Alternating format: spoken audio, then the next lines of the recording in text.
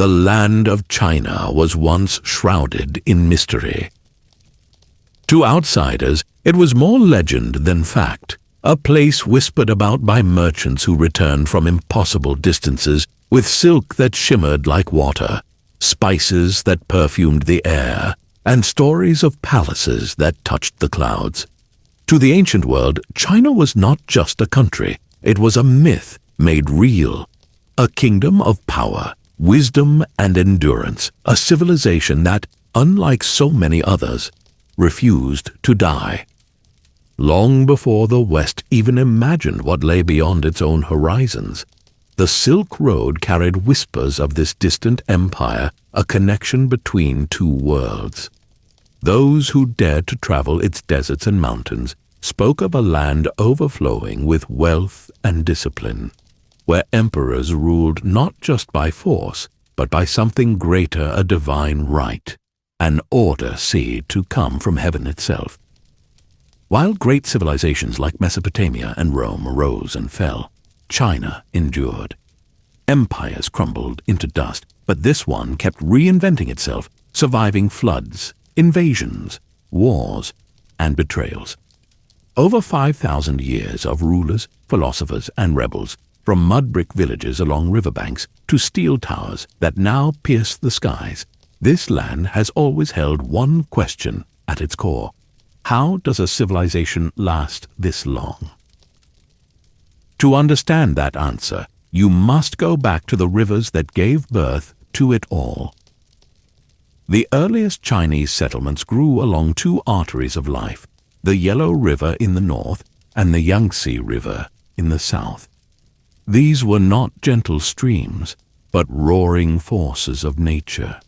The people who lived on their floodplains cultivated rice and millet, building small agricultural societies that depended on the mercy of the waters. The soil was fertile, the seasons generous, but every few years the rivers reminded them who was truly in control. Floods would swallow villages whole. Families watched helplessly as the currents tore through their homes and crops. What should have been a paradise became a test of survival, and so the people prayed to gods, to ancestors, to the heavens themselves for someone who could tame the waters. That man, as the stories go, was Yu the engineer. His legend begins not in triumph, but in tragedy. His father, Gun, had already tried and failed to control the raging rivers. He built dikes, dams, and barriers, but no matter how strong, the waters found their way through. Gun devoted a decade of his life to the task, but the river claimed victory every time. When Gun died, his son Yu inherited not only the burden of his father's unfinished work, but also his dream. Yu was relentless. He studied the currents, walked the riverbanks himself, and observed the patterns of the floods. He realized something everyone else had missed. The rivers couldn't be fought. They had to be guided. With the help of Hao Yi, an agricultural genius said to have brought millet to humanity, Yu devised a new plan canals that would redirect the floods into the sea. Where Gun had tried to block nature, Yu worked with it. Slowly, year after year, the land began to change. The floods eased, the harvests returned, and for the first time in memory, the people were safe. Grateful beyond measure, they crowned Yu as their ruler, Yu the Great, the man who turned chaos into order. His leadership marked the birth of China's first dynasty, the Xia. The Xia dynasty became the seed from which all future Chinese empires would grow.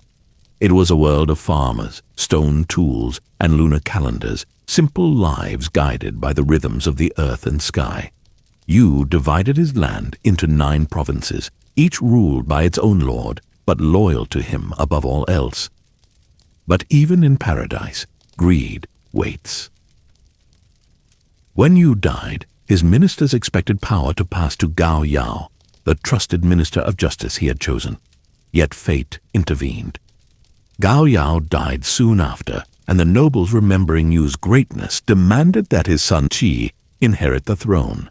That decision changed China forever. Qi's rule marked the first hereditary succession, a leader chosen not for merit, but for blood. It was a quiet revolution, one that would echo through millennia. Power in China would now flow through families, not deeds. And for centuries, the pattern held. Dynasties would rise, decay, and fall, but always another would take its place.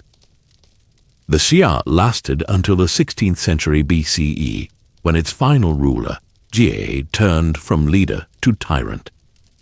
History remembers him as cruel, gluttonous, and sadistic, a man who waged wars not for his people but for his pleasure. His palace, they say, overflowed with wine and slaves. His cruelty knew no bounds. But in China, there was a belief, one that would define its politics for thousands of years, the mandate of heaven. It was said that heaven granted the right to rule only to the just. When a ruler became corrupt, heaven would send signs, floods, droughts, rebellion to show its displeasure. And when the signs appeared, it meant only one thing: the dynasty's time had come. Jie ignored those signs. And then came the Shang. Armed with new bronze weapons and fierce ambition, the Shang dynasty rose from rebellion and swept away the Xia. They didn't just take power, they reshaped civilization itself. The Shang were the first to leave behind written history. Their words were carved into oracle bones, tortoise shells, and animal bones inscribed with questions to the gods. Will we win the battle? Will the harvest fail? Will the king's child live? More than 3,000 of these ancient characters survive, the earliest ancestors of written Chinese.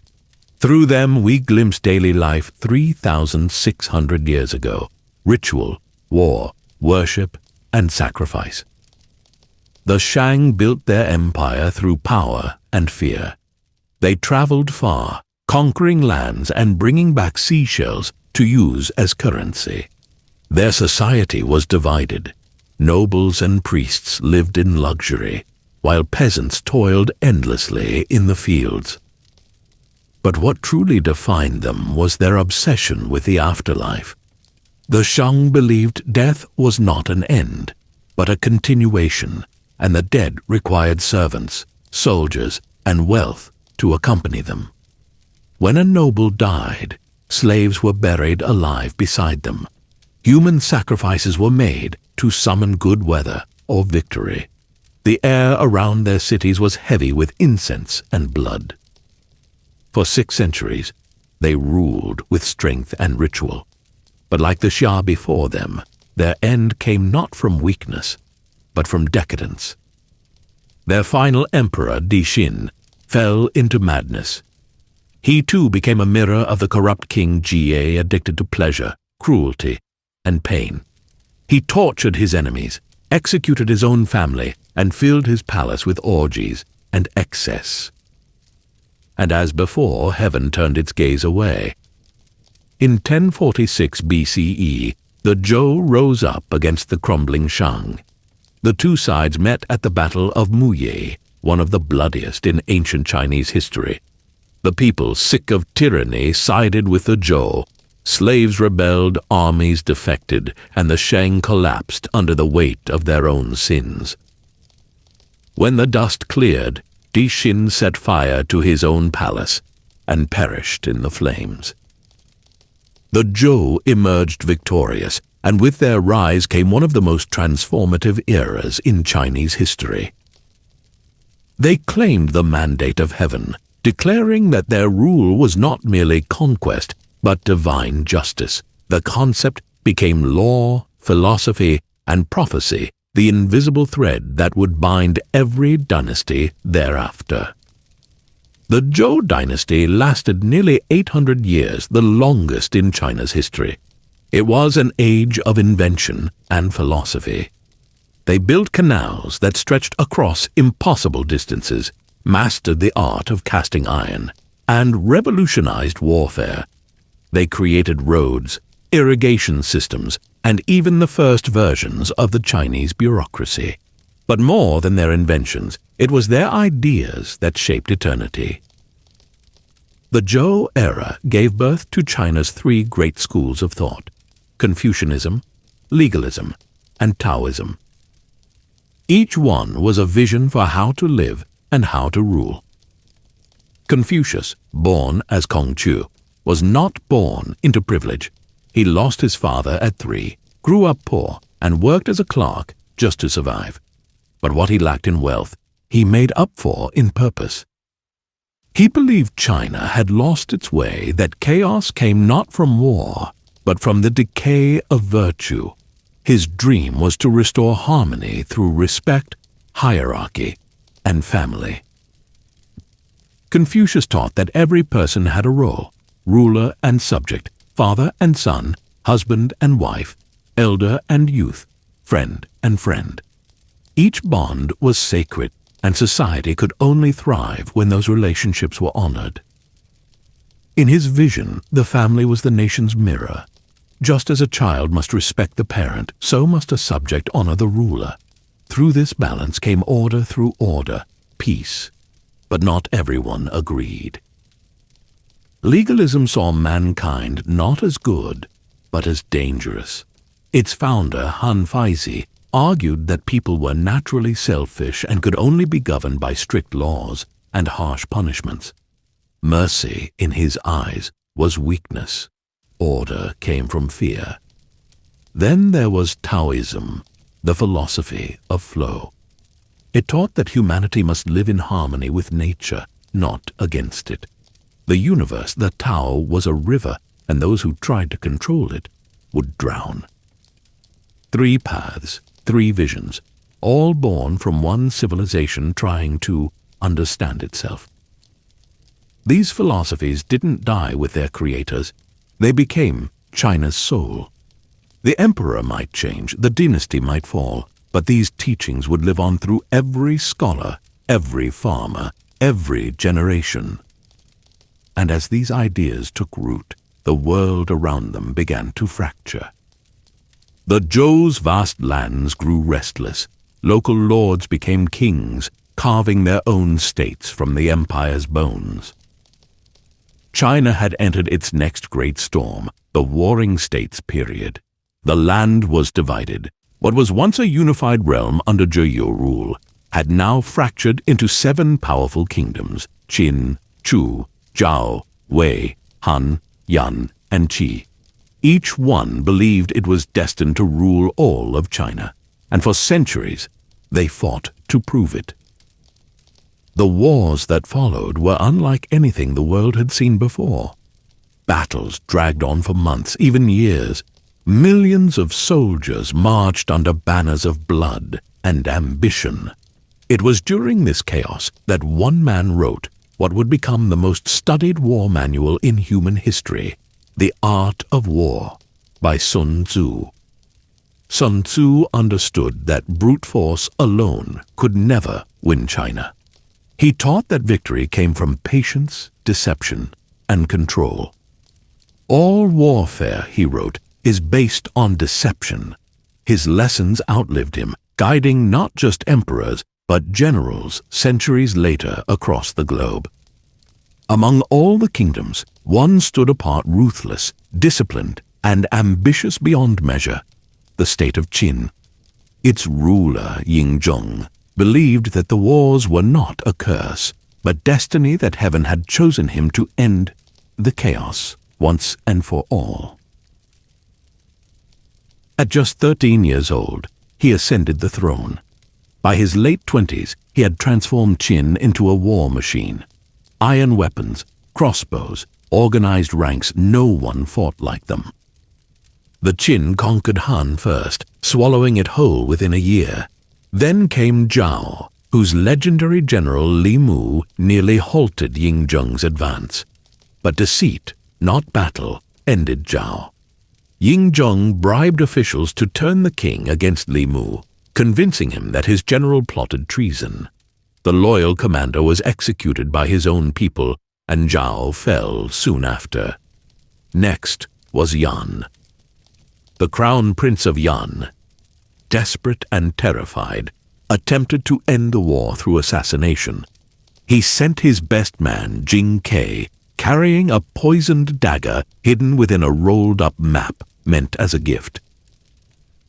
It was supposed to be simple: walk into the palace, present the gift, and strike, but fate had other plans. When Jing Ke lunged at Ying Zheng, the emperor leapt back in shock, fleeing behind a pillar as chaos erupted. Guards outside the chamber could not enter without orders, so for long, tense minutes, the two men circled the room, a king chased by death. Finally, Ying Zheng unsheathed his ceremonial sword, striking Jing Ke in the leg. Wounded but defiant, Jing Ke hurled his dagger one last time and missed. The emperor's blade came down again and again until the assassin lay still. The attempt failed, but it ignited something inside Ying Zheng. From that day on, his obsession with absolute control became unstoppable. Yan soon fell. Then Wei, drowned in a flood after Qin engineers diverted the Yellow River to destroy its capital. Even mighty Chu, the strongest of the seven, could not resist forever. In 221 BCE, the last remaining kingdom, Qi, surrendered without a fight. For the first time in history, China was won. Ying Zheng declared himself Qin Shi Huang, the first emperor of Qin. He didn't just want to rule, he wanted to reshape the world. He centralized power, abolished feudal lords, and divided China into provinces run by his appointed governors. Every citizen was registered, every road measured, every coin standardized. Even written characters were unified so that all could read one language. It was the birth of what we now call China, a name derived from his own dynasty. But such control came at a price. The Qin legalists believed that fear was the only path to order. Punishments were brutal and public. Families were executed together for a single man's mistake. And yet, through terror, Qin Shi Huang built an empire that seemed immortal. His greatest obsession, though, was not power, it was death. The emperor sought immortality, sending ships across the Pacific in search of the mythical elixir of life. His envoys, led by Shu Fu, sailed with thousands of young men and women. They never returned. Some say they reached Japan, others that they vanished into the sea. Desperate, Qin Shi Huang turned to his court alchemists, who promised him life-extending potions. He drank them religiously, never realizing they were laced with mercury.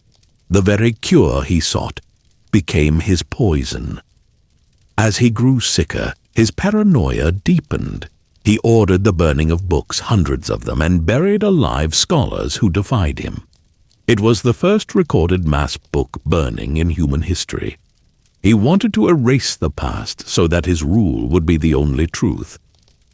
When he finally died at 49, his court concealed it for weeks, transporting his corpse through the empire with carts of rotting fish to mask the smell. But even in death, Qin Shi Huang wanted to rule. He built a tomb, unlike any before it, an underground world protected by an army of over 8,000 terracotta warriors, each one unique, standing silent for eternity. Their bronze weapons still gleamed when they were unearthed thousands of years later, untouched by rust. No two faces were the same, as if each soul who died building them had been immortalized in clay. Even now, archaeologists have never dared to open the emperor's main chamber. Ancient texts describe rivers of mercury flowing through the tomb, a final cruel irony for the man who poisoned himself seeking immortality. The Qin Dynasty, for all its power, lasted only 15 years. The people it had oppressed rose up. Civil war erupted, and from the ashes a new power emerged, the Han Dynasty. Its founder, Liu Bang, was not a noble or a warrior by birth, but a peasant, a man of the people. He had once been a lowly law enforcer under the Qin, but when rebellion swept the land, he saw opportunity. He defeated rival warlords and proclaimed himself Emperor Gaozu of Han. The age of peasants had begun. The Han reversed the cruelty of the Qin, embracing Confucianism instead of legalism. They believed in virtue over fear, education over punishment. Taxes were reduced, and many slaves were freed. For the first time, China saw a merit-based bureaucracy positions earned not by birth, but by knowledge. Scholars were tested through the civil service exams, a system so effective it would last until the early 1900s. The Han ushered in a golden age. Their population grew into the tens of millions. Their cities bustled, and their reach extended westward. And with their expansion came something that would change the world forever: the Silk Road. Stretching from China to the Mediterranean, the Silk Road connected east and west like never before. Chinese silk, porcelain, and spices traveled to Persia, India, and Rome. In return came gold, horses, and ideas. It wasn't just a trade route, it was a bridge between worlds. Through this network came new beliefs, including Buddhism, which slowly spread across China, weaving itself into the culture. But no golden age lasts forever. As the Han expanded their borders, they met fierce resistance from nomadic tribes, especially the Xiongnu, ancestors of the Huns. These mounted warriors were swift, deadly, and unpredictable. The Han fought them for generations, spending enormous resources on the northern frontier. The wars drained the treasury, corruption spread, famines struck. By the time the Han split into the Western Han and Eastern Han, rebellion was brewing. Among the most infamous uprisings was the Yellow Turban Rebellion, led by a Taoist mystic named Zhang Jue. His followers, poor farmers worn down by famine, painted their eyebrows yellow and rose against the empire. The rebellion was crushed, but it shattered the Han stability. Soon after, generals, nobles, and warlords carved the empire into fragments once more. China had entered yet another era of chaos, the time of the Three Kingdoms. It was a world of endless intrigue, betrayal, brotherhood, and blood. The kingdoms of Wei, Wu, and Shu Han battled for control, each claiming to be the rightful successor of the Han. Stories from this age would later inspire one of China's greatest works of literature, Romance of the Three Kingdoms, immortalizing heroes and villains alike, generals who swore loyalty unto death, and rulers whose ambition burned brighter than empires. The wars ended only when a new dynasty rose, the Jin. But even their victory came with a curse. Their first ruler, Emperor Wu, was infamous for his indulgence. With thousands of concubines at his disposal, he devised a bizarre method to choose which woman to spend the night with. He would ride a goat-drawn cart through the palace, letting the animals wander freely. Wherever they stopped, he entered. Courtesans sprinkled salt and bamboo leaves outside their doors to attract the goats. Nights of decadence stretched into years of decay. When Emperor Wu died, civil war followed the War of the Eight Princes, leaving the empire shattered. Nomadic tribes invaded, taking the north. The Jin fled south, and for the next 2 centuries, China fractured yet again into dozens of kingdoms, each rising and falling like tides. It wasn't until the Sui dynasty in 581 CE that China was reunited. The Sui were short-lived, but they set the stage for one of the greatest eras in human history, the Tang Dynasty. The Tang Dynasty was more than just a chapter in Chinese history. It was a rebirth. If the Han had laid the foundation of China, the Tang built its soul. Under the Tang, the empire became a living masterpiece. Its cities were vast and cosmopolitan, its culture refined, its people confident. The population swelled from 50 million to 80 million, making China the most advanced civilization on Earth. The capital, Chang'an, was the heart of the world, a city of 2 million, where merchants from India, Arabia, and Persia walked side by side with Chinese scholars and poets. At night, the streets glowed with lanterns. Musicians played foreign instruments. Silk rustled in the warm wind. It was a place where ideas flowed as freely as trade, and the empire seemed untouchable. But the Tang's greatness didn't appear overnight. It was built on rebellion, sacrifice, and the vision of a family that had once risked everything. It began with Li Yuan, a cautious general of the Sui dynasty. His emperor, Guang, was a tyrant obsessed with building monuments and waging impossible wars against Korea. Millions of peasants died under his rule, forced to construct the Grand Canal and rebuild the Great Wall. Guang's cruelty pushed the people to revolt. Rebellions erupted across China, and Li Yuan, along with his brilliant son Li Shimin, saw the writing on the wall. At first, Li Yuan hesitated. His family was closely tied to the emperor, and rebellion meant death if they failed. But Li Shimin, bold and calculating, convinced him otherwise. Together, father and son raised an army and marched on the capital. By 618, the Sui were finished, their emperor murdered by his own men. Li Yuan crowned himself the first emperor of the Tang Dynasty, with Li Shimin at his side. Yet power is never shared peacefully.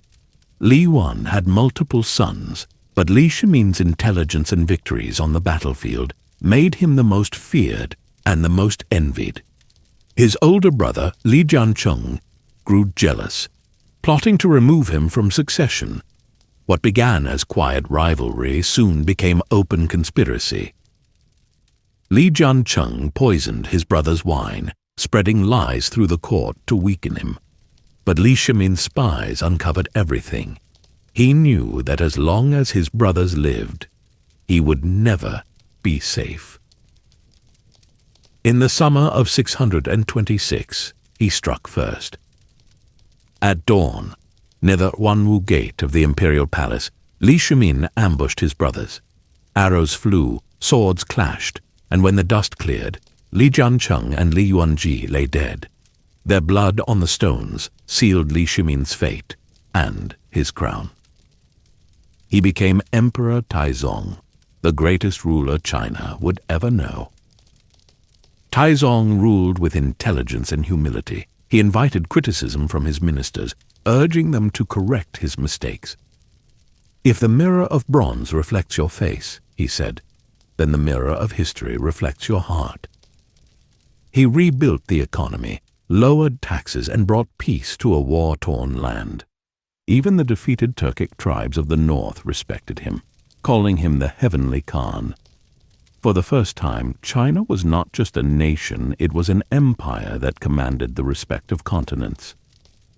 Art and philosophy flourished under his reign.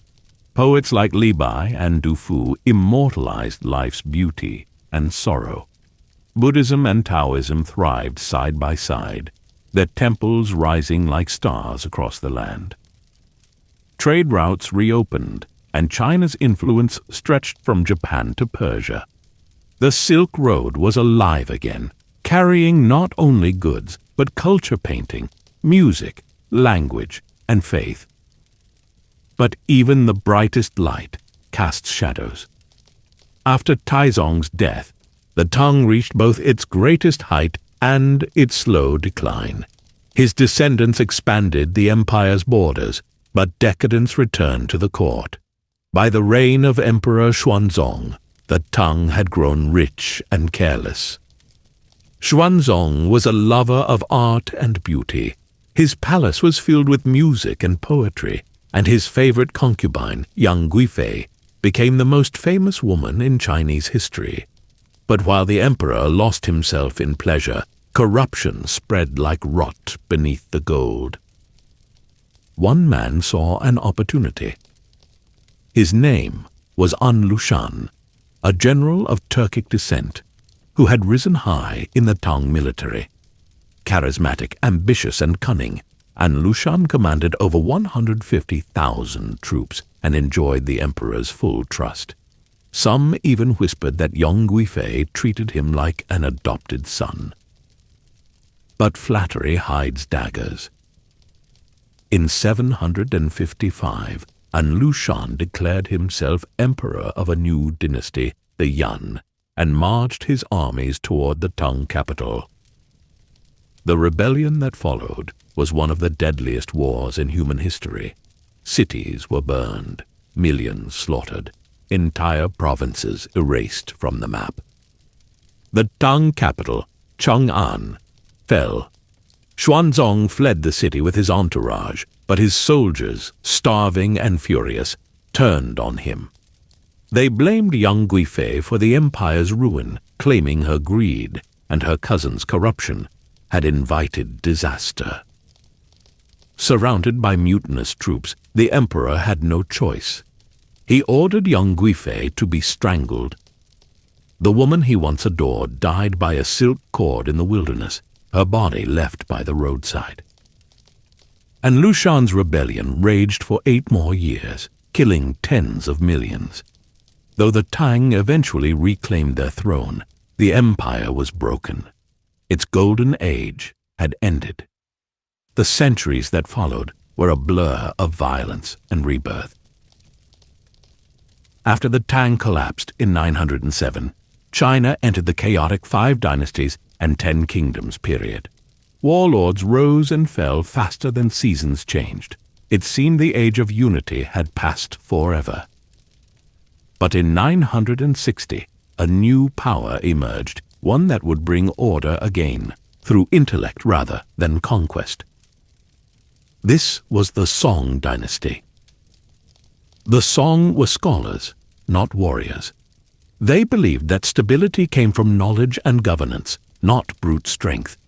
Their emperors emphasized education, art, and innovation, and the results were extraordinary. Under the Song, China invented paper money, the compass, and gunpowder.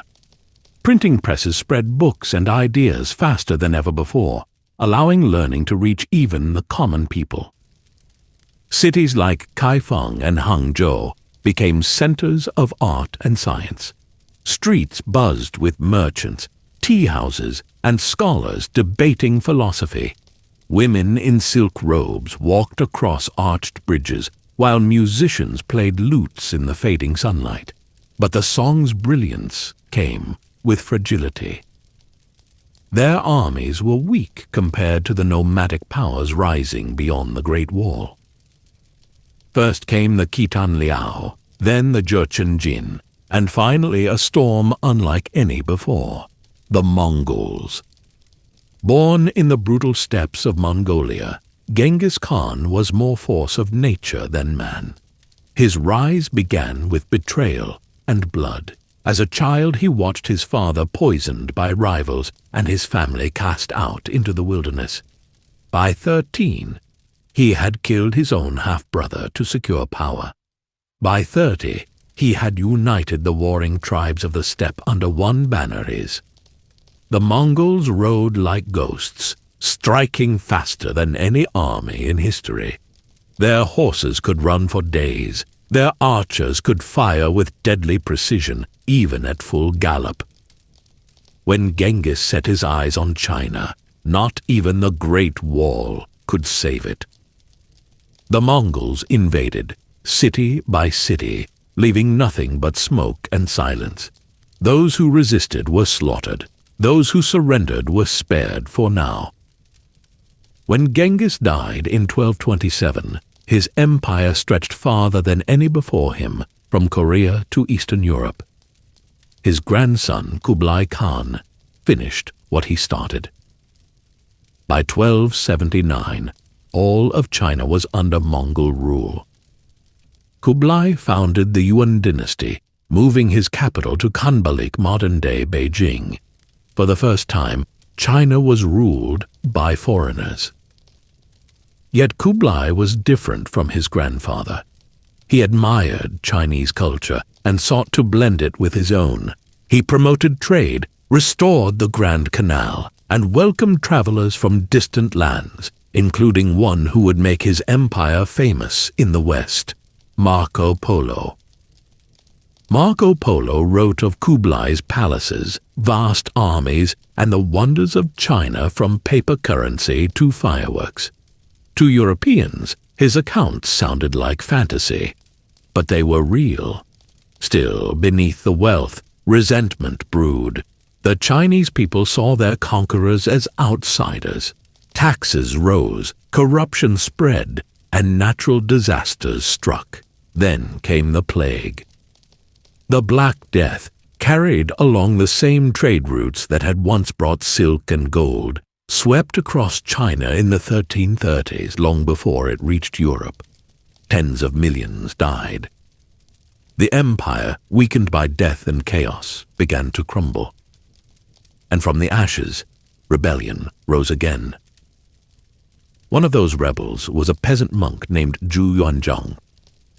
Born into poverty, orphaned by famine, Zhu joined a secret resistance group called the Red Turbans, named for the scarves they wore into battle. His discipline and intelligence caught the eye of his commanders, and soon he led armies of his own. By 1368, he had done the impossible, driven the Mongols out of China. He crowned himself Hongwu Emperor, founding the Ming Dynasty. The Ming were proud, powerful, and fiercely Chinese. They restored traditional customs, rebuilt the economy, and reasserted control over the land. Under Hongwu, China became a fortress. The Great Wall was rebuilt stronger than ever, stretching thousands of miles to defend against the northern tribes. The emperor revived Confucianism and demanded loyalty above all. But like many great rulers, Hongwu was haunted by paranoia. He trusted no one. He believed betrayal hid behind every smile.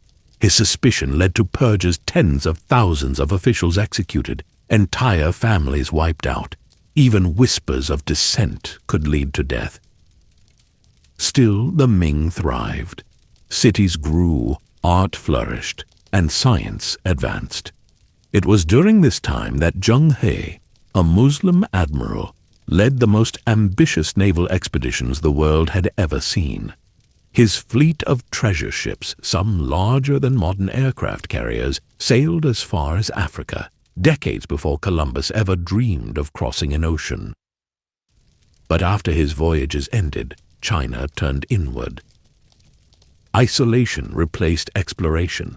The empire became cautious, rigid, and blind to the changes happening beyond its borders. When the Manchus invaded from the north in the 1600s, the Ming were already weak from corruption and rebellion.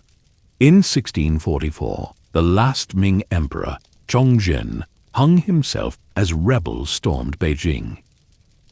The Qin Dynasty had begun China's last imperial era.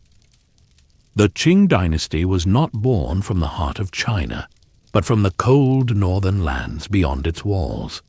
Its founders, the Manchus, were outsiders nomads who had long watched the empire's wealth from afar.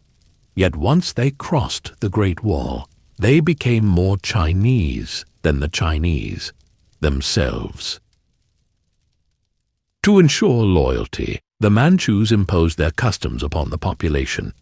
Every man was ordered to adopt the Q hairstyle, the front of the head shaved clean, the rest braided into a long tail.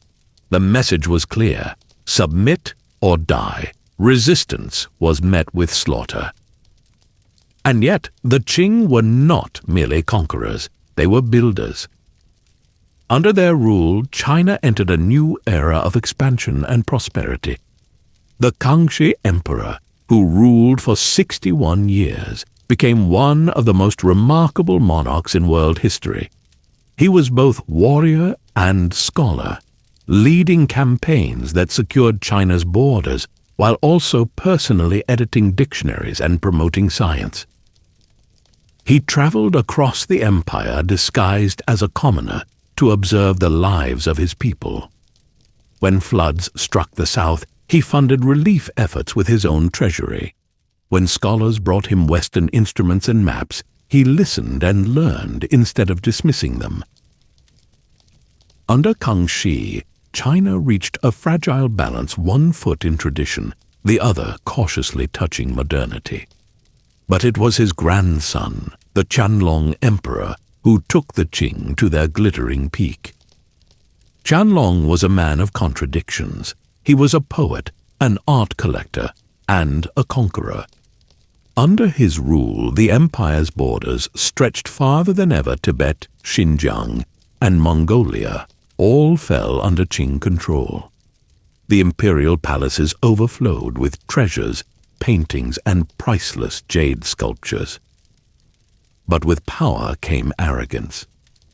In 1793, when Britain sent an envoy named Lord Macartney to negotiate trade relations, Qianlong dismissed him coldly. The emperor famously wrote to King George III, "We possess all things. We have no need of your country's manufactures."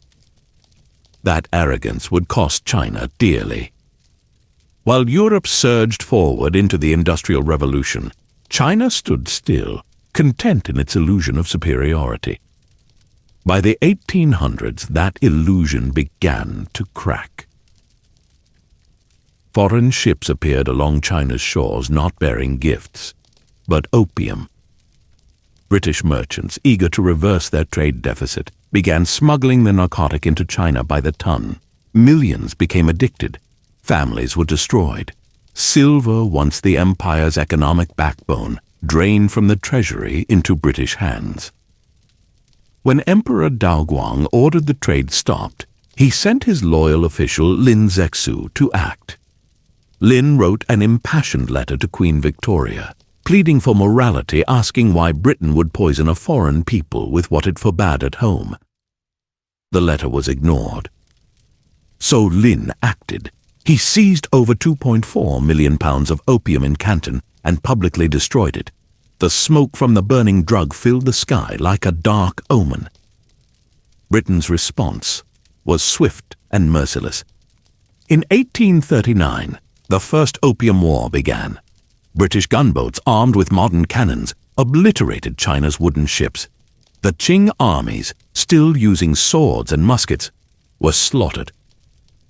By 1842, China was forced to sign the Treaty of Nanjing, the first of many unequal treaties. They ceded Hong Kong to Britain, paid massive reparations, and opened several ports to foreign merchants. British citizens in China were now subject to British, not Chinese, law.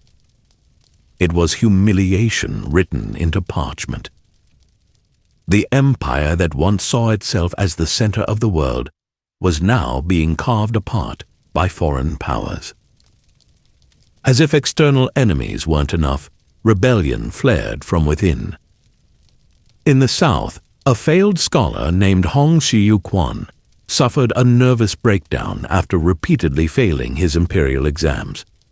During his delirium, he claimed to have seen visions of heaven where he met a golden-bearded father and a divine elder brother.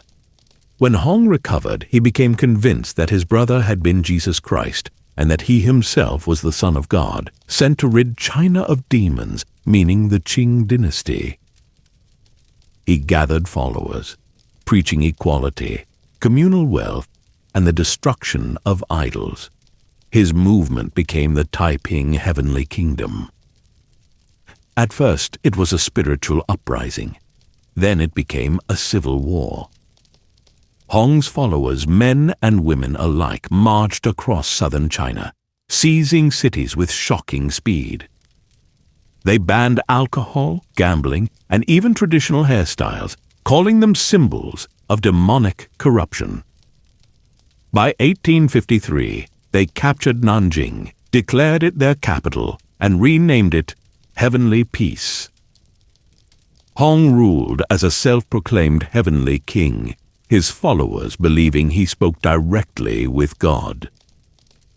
But within his so-called utopia, madness took hold. His lieutenants warred for power, killing each other in purges that rivaled the emperor's cruelty. Meanwhile, the Qing, though weakened, fought back with help from Western allies, the same powers that had humiliated them. The British and French, fearing instability would disrupt trade, provided weapons and mercenaries to the Qing. Among them was an American named Frederick Townsend Ward, who helped form the ever-victorious army. After years of bloodshed, famine, and horror, the Taiping Rebellion was crushed in 1864. At least 20 million people were dead. China's fields were littered with bones. Entire provinces were reduced to ash. And yet, there was no peace. Just 2 years before the Taiping fell, China had already fought another humiliation, the Second Opium War. In 1856, Chinese officials boarded a British-registered ship, the Arrow, arresting its crew on suspicion of piracy. Britain demanded an apology and compensation. When it didn't come, they bombarded Canton again. France joined, claiming revenge for the execution of a French missionary. Together, they captured more cities, marching toward Beijing. When the Qing refused to surrender, British and French troops burned the old summer palace, a masterpiece of architecture and art. For 3 days, flames devoured jade halls, silk tapestries, and priceless scrolls, a library of civilization erased in smoke. The Treaty of Tianjin followed, forcing China to open more ports and, most painfully, legalize opium. The Qing Empire, once the dragon of Asia, had become a puppet on foreign strings. The people saw it, and they began to whisper. The whispers turned into rage. In the countryside, a secret martial society began to rise, one that believed they could fight back against the foreigners with fists and faith. They called themselves the Righteous and Harmonious Fists, but the West would know them by another name, the Boxers. They believed that through ritual and discipline, they could become immune to bullets. Their chants and dances became symbols of defiance. At first, their anger was directed at missionaries and Chinese converts to Christianity, but soon their rebellion spread. Foreigners were attacked, embassies besieged, and chaos swept across northern China. The Empress Dowager Cixi, seeing opportunity in their fury, secretly supported them. But the Western powers, 8 nations in total, united against China once again. British, American, Russian, French, German, Italian, Japanese, and Austrian troops invaded Beijing in 1900, crushing the Boxers and pillaging the capital. Cixi fled in disguise, dressed as a peasant. The Qing government was forced to pay another enormous indemnity to the victors. This was the final humiliation. The dynasty that had once ruled over half the world's population was now gasping for air, dying under the weight of its own corruption, rebellion, and defeat. By the early 1900s, the Qing dynasty was a shadow of its former self. Reformers within the empire tried desperately to modernize. Schools were built, Western technologies introduced, but it was too little, too late. The people no longer believed in the mandate of heaven. They wanted something new, a republic. One man would give it to them. His name was Sun Yat-sen. Born to a poor family in southern China, Sun studied medicine in Hong Kong, but his true passion was revolution. He dreamed of ending dynasties forever, of creating a modern nation built on liberty, nationalism, and the people's welfare. He founded underground movements, raised funds abroad, and preached rebellion. In 1911, soldiers in the city of Wuchang mutinied, inspired by his ideas. The uprising spread like wildfire. Within months, provinces across China declared independence. The Qing emperor, a child named Puyi, abdicated in early 1912. After thousands of years of emperors, China's monarchy was dead. The new Republic of China was born, but unity was short-lived. Sun Yat-sen stepped down to allow a powerful general, Yuan Shikai, to take control, hoping it would prevent chaos. But Yuan betrayed the republic, declaring himself emperor. The people rebelled, and within a year, Yuan was dead. What followed was the warlord era, 2 decades of chaos, where generals carved up China like a pie, each ruling their own slice. Amid the turmoil, Sun Yat-sen tried again. He founded the Kuomintang, or Nationalist Party, dedicated to unifying the nation. After his death in 1925, leadership passed to his protege, Chiang Kai-shek, a disciplined, ambitious military man who sought to end the chaos and restore China's dignity. But another movement was rising, one that would shape the next century. In 1921, inspired by the Russian Revolution, a small group of intellectuals met in Shanghai. Among them was a young man named Mao Zedong. Together, they formed the Chinese Communist Party.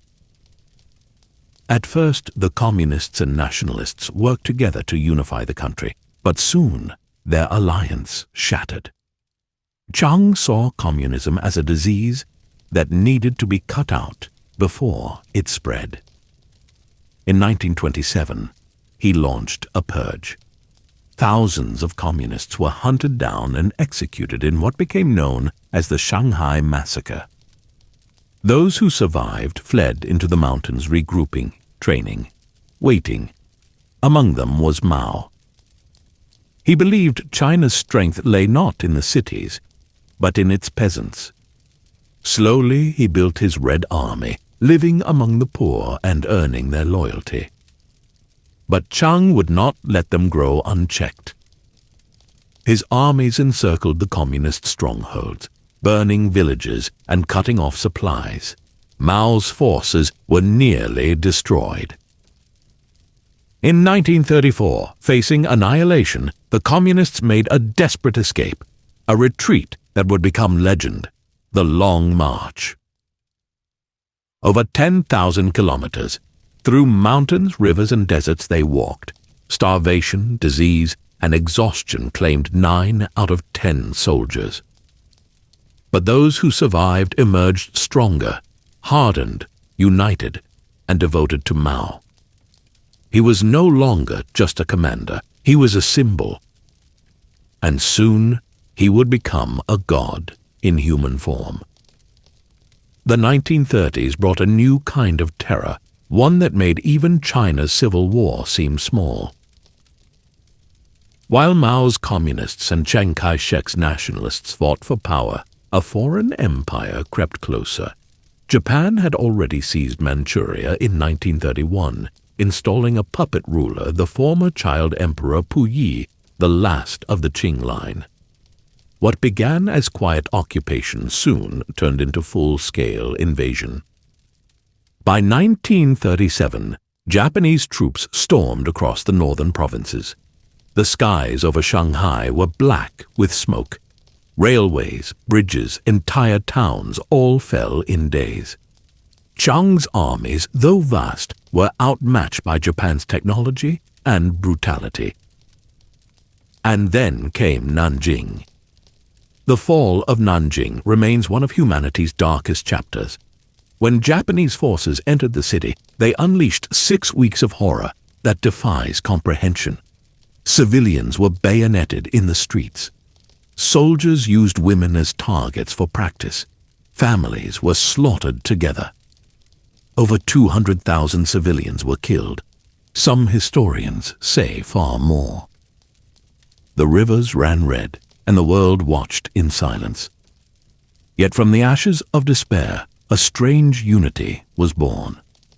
The Second Sino-Japanese War forced China's enemies, Mao's communists and Cheng's nationalists, into an uneasy alliance. The United Front, they called it. They hated each other, but they hated Japan more. The two armies fought side by side, or at least appeared to. In reality, they each saved their strength for the war they both knew would follow, their fight for China's soul. For 8 years, the nation endured bombings, massacres, and famine. But when Japan finally surrendered in 1945, after the atomic bombings of Hiroshima and Nagasaki, China was one of the victors. They had survived, barely, but peace did not follow. The moment the foreign invader was gone, the Civil War resumed fiercer than ever. The nationalists had the numbers, the equipment, and support from the United States. But they lacked one thing Mao understood better than anyone: the hearts of the people. In the villages where most Chinese lived, Mao's Red Army became more than soldiers. They were liberators. They shared food, taught farmers to read, and punished corrupt landlords. To the peasants, they were heroes, men who finally cared for them. By 1949, the nationalists were exhausted and demoralized. Corruption hollowed their ranks, and Chiang Kai-shek's government collapsed under its own weight. His forces fled to the island of Taiwan, vowing to return. Mao Zedong stood atop the Gate of Heavenly Peace in Beijing on October 1st, 1949, and declared to the world, "China has stood up. The People's Republic of China was born." For millions, it was the dawn of a new era, a nation reborn from humiliation and foreign control. But for others, it marked the beginning of an empire ruled not by emperors of blood, but by ideology. Mao's word became law. The first years of the People's Republic were filled with both promise and fear. Mao sought to erase centuries of inequality, to destroy the old feudal order, and build a classless society. Landlords were publicly tried, beaten, and executed. The land they once owned was divided among the poor. Villagers cheered as power shifted from the few to the many. But the blood in the streets told another story. Historians estimate that over 1 million people were killed during the land reform movement alone. Mao believed that revolution was not a moment, it was a way of life. He wanted to transform not just China's politics, but its soul. In 1958, he announced his grandest dream yet, the Great Leap Forward. It was supposed to propel China into industrial glory, rivaling Britain and the United States within 15 years. Villages were turned into communes, where families gave up their private property, their homes, even their cooking pots, for the collective. Backyard furnaces were built in every village to smelt steel, but the metal they produced was brittle and useless. Meanwhile, grain was seized for export to prove China's success to the world. Officials lied about harvest numbers to avoid punishment, and the government took food that didn't exist. The result was catastrophe. Between 1959 and 1961, famine swept across China. Entire provinces starved. Parents watched their children die in silence. Cannibalism, once unthinkable, became real. The death toll was staggering. between 30 and 45 million people. The Great Leap Forward was the single deadliest man-made disaster in human history. But in Beijing, Mao refused to accept responsibility. He blamed his officials, his ministers, even the weather. The party quietly removed him from direct control, letting others repair what was left. For a few years, the country breathed easier. People whispered that perhaps the revolution had gone too far.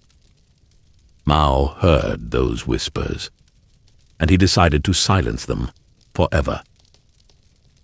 In 1966, he launched a new campaign, not against enemies abroad, but within his own nation. He called it the Cultural Revolution. Its goal was simple: to purify China of old ideas, old culture, old customs, and old habits. But in truth, it was a purge-away for Mao to regain total control. He rallied the youth, calling them his Red Guards, young men and women filled with revolutionary zeal. They wore red armbands, carried copies of the Little Red Book, and worshipped Mao as a living god. They turned against their teachers, their parents, and anyone suspected of bourgeois thinking. Universities were shut down, libraries burned, ancient temples, artifacts, and even Confucius' grave were desecrated. China devoured itself. The Red Guards dragged intellectuals into the streets, beating them with belts and clubs. Some were forced to wear dunce caps and confess imaginary crimes before being killed. Others were paraded through cities as enemies of the people. Mao watched it all unfold, unmoved. For 10 years, China was a country at war with its own reflection. When the chaos grew too great, Mao turned the army on the Red Guards themselves. Millions of youths were sent to the countryside to learn from the peasants. Many never returned. By the time the Cultural Revolution ended, 500,000 to 2 million people were dead, and the nation's spirit was scarred beyond measure. When Mao finally died in 1976, his body was embalmed and placed in a crystal coffin in Tiananmen Square. To some, he was a hero who restored China's pride. To others, a tyrant who drowned his people in blood. Either way, his shadow still stretches across the nation he built. After Mao's death, power fell to a quiet pragmatist, Deng Xiaoping. Deng was different. He had been purged twice by Mao, survived humiliation, and returned with one clear lesson: ideology meant nothing if people were starving. His new slogan was simple but revolutionary: "To get rich is glorious." Under Deng, China began to change. The government opened its doors to foreign trade. Farmers were allowed to keep profits from their crops. Cities filled with factories and foreign investors. For the first time, Chinese people could start businesses, travel, and dream beyond survival. The results were astounding. Within a single generation, hundreds of millions rose out of poverty. New skylines grew where rice fields once stood. The economy exploded, but so did inequality. The freedom Deng allowed in the markets was not extended to politics. China was becoming wealthy, but not free. And in 1989, the world would see what that meant. It began with mourning. When Hu Yaobang, a reformist leader known for his sympathy toward the people, died in April 1989, thousands of students gathered in Tiananmen Square to honor him. But their grief soon turned into protest. They called for democracy, transparency, and an end to corruption. The movement swelled. By May, over 1 million people filled the square: students, workers, even journalists. At first, the government hesitated. Some leaders urged compromise, others demanded force. As the days passed, the protests spread across China. Hunger strikes began. The eyes of the world turned toward Beijing. Then, on June 4th, the army moved in. Tanks rolled down Chang'an Avenue. Soldiers opened fire. Gunshots echoed across the square as thousands fled in terror. Those who stayed, those who refused to kneel, were crushed under treads and boots. To this day, the number of dead is unknown. Estimates range from several hundred to 10,000. The government erased all mention of it. To speak of Tiananmen was to risk prison. To remember was rebellion. But one image survived: a lone man, standing before a column of tanks, holding 2 shopping bags. His name was never confirmed. The world knows him only as Tank Man. He never moved. The tanks stopped. For a brief, impossible moment, one man's defiance halted an empire. Then, like the protests themselves, he vanished. After Tiananmen, China turned inward again. Deng stepped aside, and a new generation of leaders focused on rebuilding stability not through freedom, but control. Throughout the 1990s and early 2000s, China transformed from a struggling developing nation into a global powerhouse. Skyscrapers rose faster than history could record them. But beneath the surface, a question remained: how could a nation be both capitalist and communist? The answer came in the form of a quiet, calculating man: Xi Jinping. Born in 1953, Xi grew up during the Cultural Revolution. His father, once a revolutionary hero, was purged and imprisoned. As a teenager, Xi was sent to the countryside to work in the fields, living in a cave home and surviving on little more than cornmeal. He learned 2 things from that experience: the cruelty of power and how to endure it. Over the decades, Xi climbed through the ranks of the Communist Party with patience and precision. He studied chemical engineering, served as a provincial leader, and built a reputation for loyalty and discipline. In 2012, he became General Secretary of the Communist Party and soon after, President of China. At first, he promised reform, but his true plan was far greater. Xi consolidated power faster than any leader since Mao. Through anti-corruption campaigns, he purged thousands of officials, some guilty, others simply rivals. He abolished presidential term limits, ensuring he could rule for life. Surveillance cameras multiplied by the millions. The internet was censored tighter than ever. A social credit system was introduced, rating citizens' behavior and punishing those deemed untrustworthy. Dissent was silenced, foreign journalists expelled, and critics disappeared. To the outside world, China spoke of peace and progress. Inside, fear returned. But Xi also delivered results. Under his rule, China became the world's 2nd largest economy and built the largest navy on Earth. Its influence spread across Africa, Asia, and beyond through the Belt and Road Initiative, modern trade routes echoing the ancient Silk Road.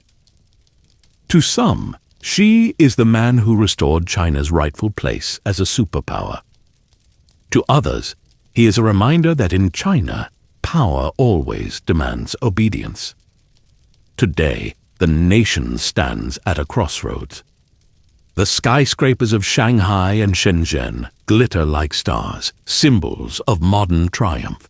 Yet in their shadows lie the same old struggles: censorship, inequality, and the quiet fear that history could repeat itself. China has endured 5,000 years of emperors and revolutions, of poets and tyrants, of glory and grief. It has been burned, rebuilt, and reborn more times than any other civilization on Earth. It remains the world's oldest continuous culture, a living contradiction, ancient yet modern, wounded yet unbreakable.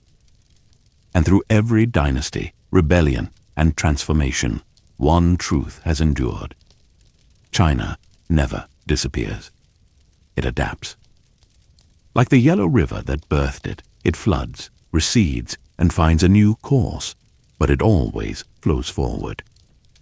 Because in the end, the story of China is not just the story of a country. It's the story of survival itself.